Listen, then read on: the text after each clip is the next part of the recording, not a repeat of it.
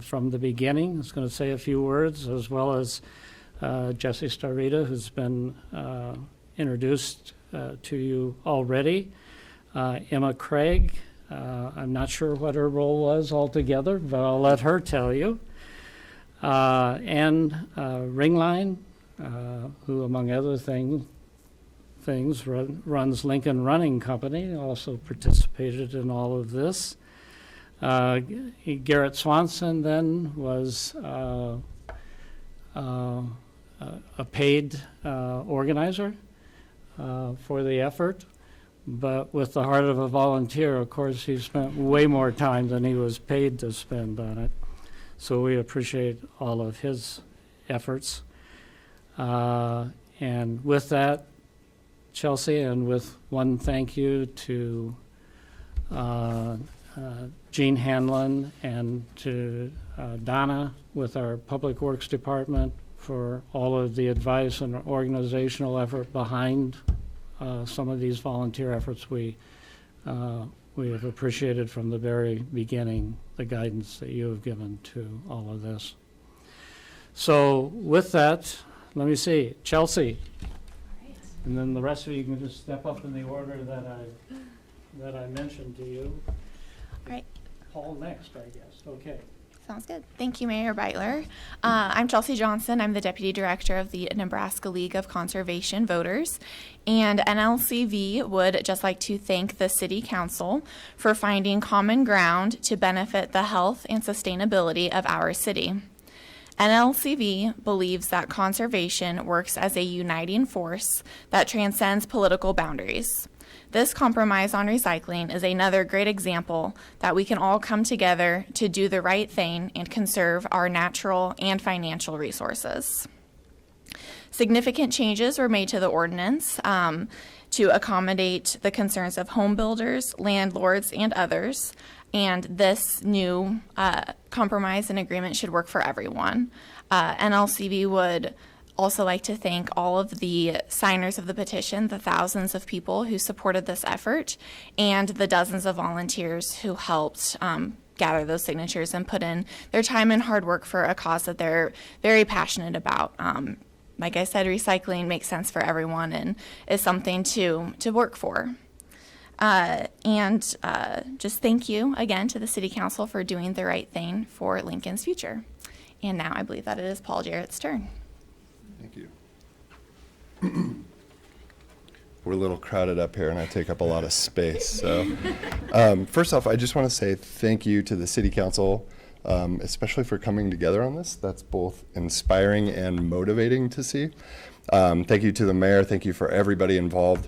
And I'll keep it quick. I just want to say that the greatest thing that I saw come out of this was the community get involved, the amount of signatures that were involved.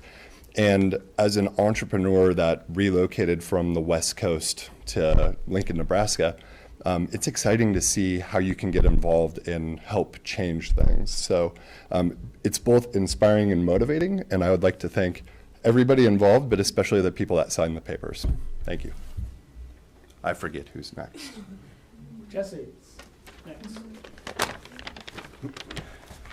Well, good morning, everybody. I don't have any crunch bars to offer, but I hope my remarks can make up for a little bit of that. My name is Jesse Starita. My affiliation is to the city of Lincoln.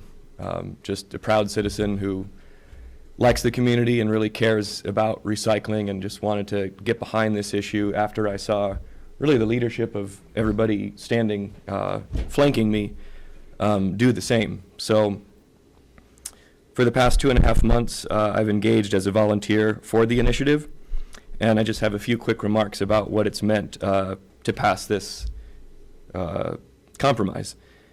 Coming together to support this compromise on recycling cardboard, I think it's a win on 4 levels. First, it's a win for compromise itself. The notion that our political leaders can find common ground for the greater good of our city is something that we should not overlook. As polarized as politics has become, I want to commend the council for bucking this trend and coming to consensus that recycling is a fundamental issue in Lincoln. Second, it's a win for the people of Lincoln. Part of, sorry, I wrote this at 6 o'clock this morning, so I'm deciphering my handwriting. Part of the success, part of what drove the council's compromise is you. Since December 1st, we've collected over, I believe, 6,000 signatures, and I have no doubts that if we'd have continued for more, we would have gotten 5,000, 10,000 more. That's the kind of momentum that we were seeing each weekend. I want to also just thank all the college students, the mothers, the fathers, the retirees, and the fully employed citizens who came out to Super Savers and area stores to support the petition. It absolutely was a team effort, and it's a win for you. Third, it's a win for the environment. We conserve resources, we save water, we pollute less. Who in their right mind would stand in opposition to these ideals? Fourth, I want to say one quick word about the economics of this compromise. As I collected signatures, I often heard people ask me, does this mean I have to pay to recycle?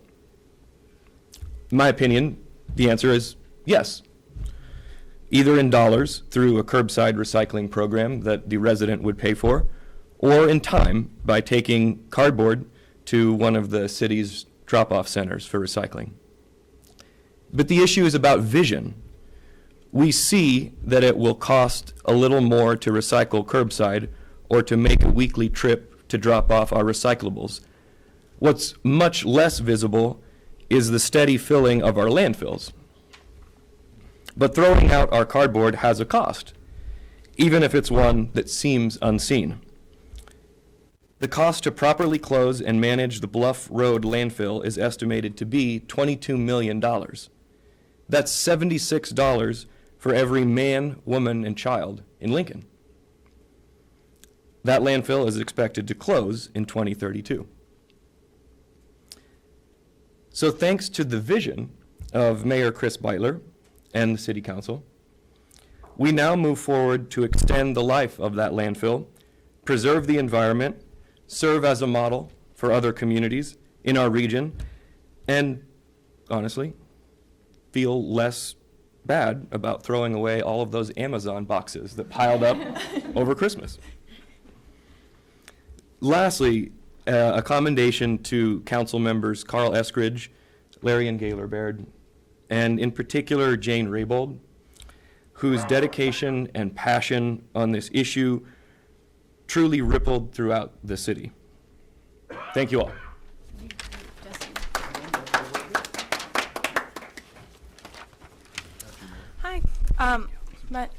Hi, my name's Emma. I'm a volunteer with the Recycle Lincoln campaign, and I've spent almost every weekend over the past 2 months collecting signatures at local grocery stores, as well as any other place that I can find people to sign the petitions. And from talking with citizens while collecting these signatures, I know that the support for this initiative and for this is overwhelming. And so this really is a victory for the people. I also wanted to just thank all of the countless volunteers that have spent weekend upon weekend collecting signatures with us. And I also wanted to thank the City Council on behalf of all of our volunteers for this compromise. Thank you.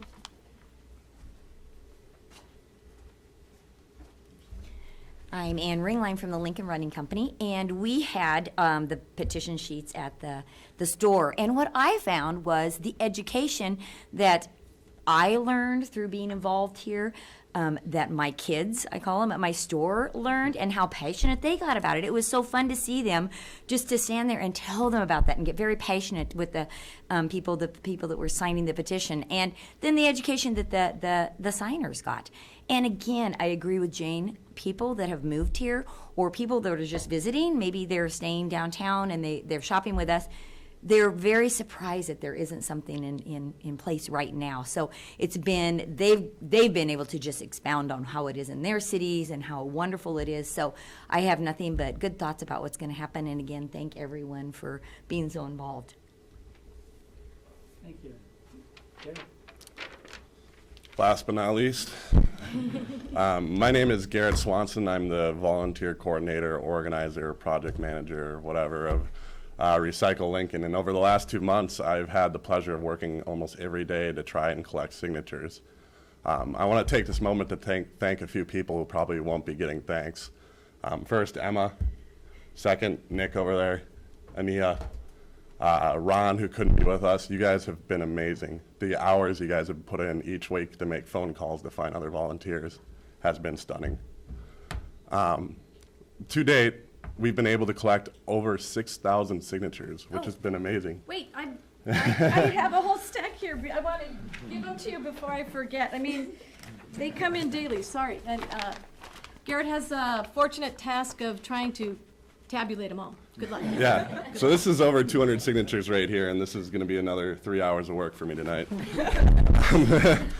But that's not a bad thing. I love having this kind of work. I love seeing the smiles on people's faces when they know they've done something good for the community. I want to be able to make Lincoln a better place. I've only lived here for a few years. I'm 21 years old. I want to be able to make this city a lot better than when I first came here. And I couldn't have done that without Mayor Beitler's guidance. Thank you very much, Mayor, and the rest of the City Council. It's been wonderful working with everyone on this project, but we're not over yet.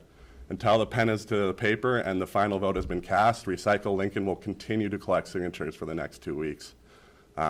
We're nearing our goal, and we're not going to step off the gas. And I encourage everyone to go to our Facebook, Recycle Lincoln, sign up for volunteer shifts. If you can only give 1 hour, that's great. But other than that, I want to again thank everyone who helped out, and I hope we can get this into law. Great. Good. Thank you for your very much. Thank you. Yeah. Okay, questions? Who is the majority of the city council? Who did you get that wasn't gonna vote for it before? Who wasn't going to vote for it before? What are your 4 or 5 or 6? Well, I think I'll leave it to the council people to, Here's Trent Fellers has led the effort. We believe he is there, and he has talked about bringing 2 other members with him, and I think it's more important you ask him that question. Okay. But we believe there are 5 or 6 votes. At least. And can the city make money on the cardboard recycling? I know we don't make money on glass, and I don't know how we come out on the whole. Is this, Gene, you want to maybe Yeah. jump up for this one? And, hey, if you don't want to break here, Yeah. find a seat for a second, go for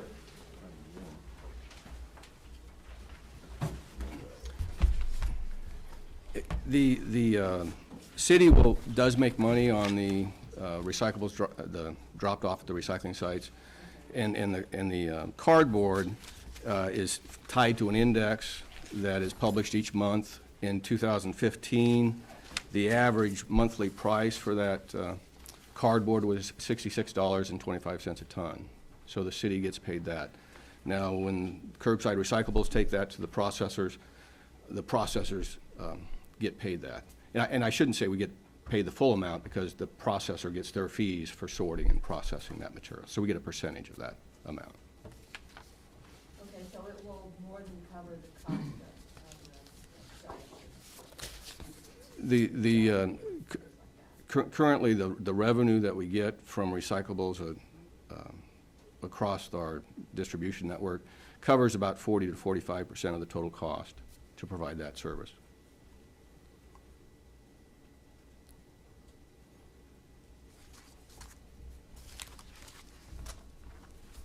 And are you gonna, I know that you and I share pictures with people, send me pictures of particularly the East Nine. Yeah, that's our busiest site. Every once Yeah, in a while. yeah. And do you think you're gonna be able to handle the new amount of cardboard collected? We sure hope so. We have received a grant from the state of Nebraska for $114,000 to buy 17 35 cubic yard roll-off boxes, and that would more than double the capacity that we currently have for cardboard at our recycling sites. I hope that that's enough to handle the demand. And quite honestly, I hope that more people sign up for curbside recycling, because it's much more convenient than storing that and putting it in your car and taking it to a recycling site. And then are all of the penalties lifted? Because I know one of the other things that people send me pictures of are people who have dropped off things that they shouldn't be dropping off. Yeah, we do have a problem with illegal dumping at our recycling sites. And if we do find somebody that is doing that, and we encourage residents that if they see somebody do that, to call the LPD, and they'll investigate it, and we will ticket people that do that. So that's still against the law. Yes, yes. Nancy, the only penalty that we're talking about is specific to cardboard. Okay, so that doesn't exist anymore from the change from the original Recycle Lincoln to this one. Could you guys elaborate a little bit more on the compromises made from the original proposal to what you guys have decided on now? Barry, you taking this one? Yeah. There have been iterations of the idea over time, but if you get to the point of the initiative that has been circulating, it is my understanding, and I may need a little bit of correction here, but it's my understanding that it's the same as the initiative, except it does not ban the two forms of paper products. It covers just the cardboard. Is that accurate? Yes, that's accurate. Okay.